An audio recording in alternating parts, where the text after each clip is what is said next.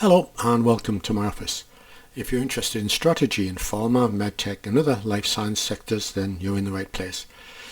Please like, subscribe and share this with any other life science strategists that you know. And if you want to know more about me, my work in this area and my 300 other publications, then there's a link to my website in the notes below. The day I prepared this seminar was a good day. I'm often asked which of my three roles, teacher, researcher, advisor, I like best, and I always say that I'm happiest when the three roles collide in a positive, constructive way. And that's what happened recently, and because it's relevant to a strategist in the life sciences industry, I'd like to share it with you. For decades now, I've studied the evolution of the life sciences industry.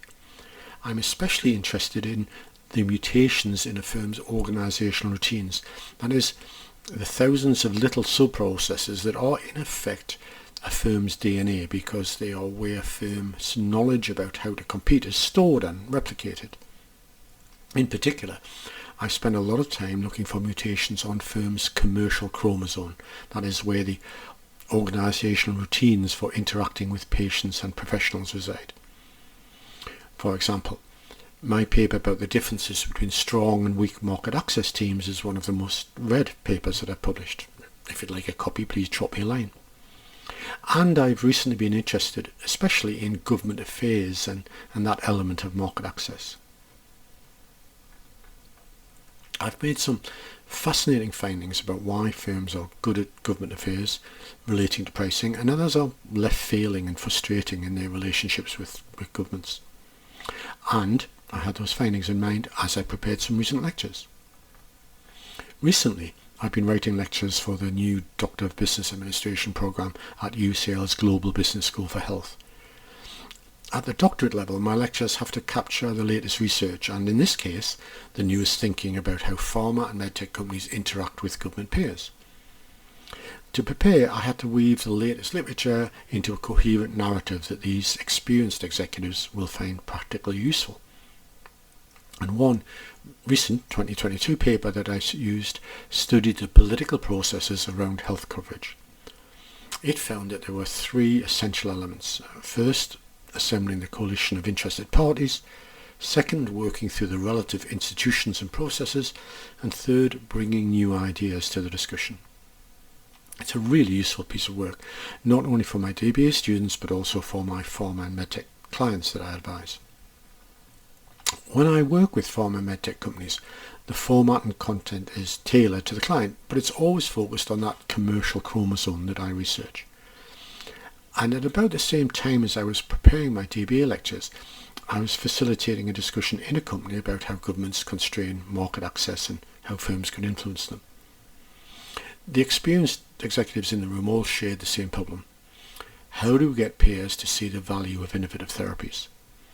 It was one of those meetings where I couldn't possibly tell the vastly experienced audience any new facts. I was there to help them see what they already knew through fresh eyes. And it was here that my research, teaching and advisory work all collided in the best of ways. In my research, I had found that firms that had influenced government payers effectively had different organisational routines from firms that hadn't. And when I was thinking about that, the collision between my different kinds of work happened in my mind. That research about interests, ideas and institutions was rattling around in the back of my mind, and so was the lecture I just prepared for my DBA students.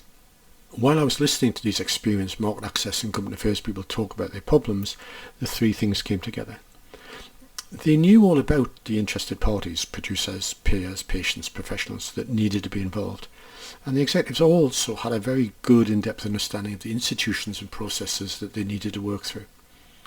But then I realised just what the successful companies had that the others didn't have, and that was original, novel ideas. Most of the people in the room were still pushing the obvious ideas about incremental cost-effectiveness ratios. But the successful few also had new ideas about the sweet spot of pricing that both encourages innovation and shares incremental value between payers and producers in a fair, just, sustainable way.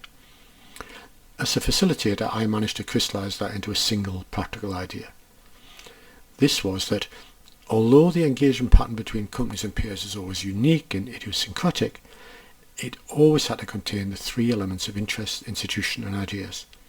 And although the professionals, experts in the room almost always captured two of them, the interested parties and the institutional processes, their failures were usually because of the lack of those original ideas. Too often, they clung onto ideas about justifying price by incremental value, and those were ideas that the peers didn't always accept. Only the minority of government affairs people had learned that new ideas about finding the sweet spot price that encouraged affordable innovation was what made the difference. What made that day such a good day was the happy accidental collision between my research, teaching and advisory work. It will help my clients, it will inform my students, and eventually it will feed into my published research.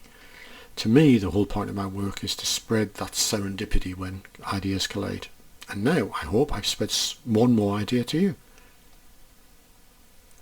Thanks for joining this seminar. If you found it useful, please like, subscribe and share on LinkedIn, and please forward it to one of your colleagues. And if you'd like to know more about my research into strategy, business models and the evolution of the life sciences sector, then please get in touch and we can set up a virtual cup of tea.